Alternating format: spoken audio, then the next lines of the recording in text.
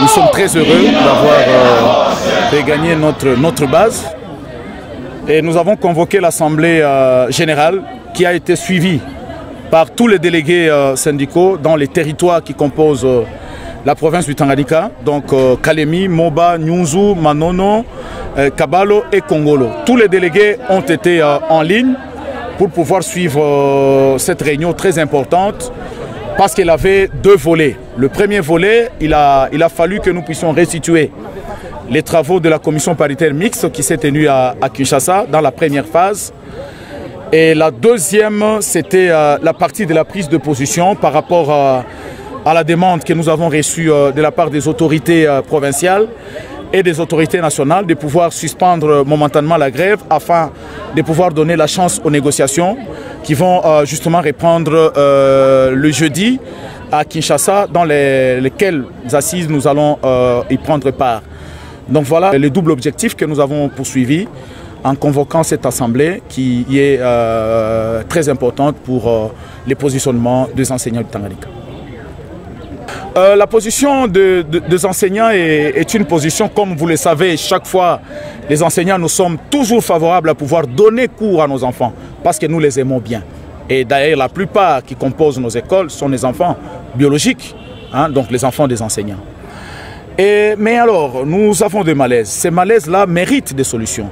La Constitution nous donne le droit de pouvoir réclamer nos droits parce que la loi qui est au-dessus de toutes les lois prévoit que l'enseignant soit traité dignement et honorablement.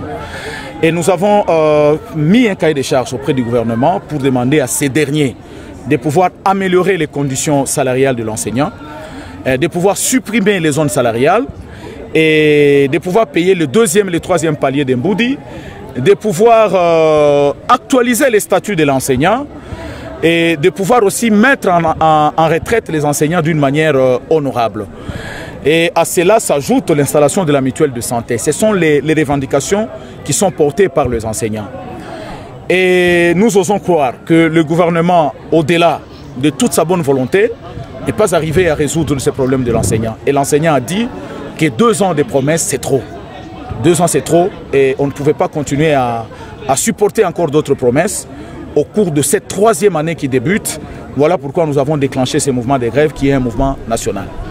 Nous attendons du gouvernement uniquement l'amélioration des conditions de vie des enseignants. Dès que c'est amélioré, je crois que nous allons suspendre la grève. C'est avec une baguette magique améliorer les salaires des enseignants et nous suspendons la grève. Mais comme les enseignants du Tanganyika sont des enseignants qui compatissent bien avec leurs élèves et avec leurs autorités provinciales, ces enseignants ont pu accepter de faire un pas. Et le pas qu'ils vont le faire, c'est à partir du lundi de la semaine prochaine. Ils vont faire un pas seulement si on termine 2-3 petits problèmes qui vont être réglés au courant de la semaine. Donc nous demandons à la presse de rester attentive à notre déclaration finale que nous allons devoir faire les dimanches. Donc au-delà de ça, nous n'aurons pas une autre déclaration et pour le moment, les enseignants maintiennent le mouvement de grève et qui pourra peut-être être levé le lundi si jamais une solution est trouvée aux 2 ou 3 petites préoccupations qui restent.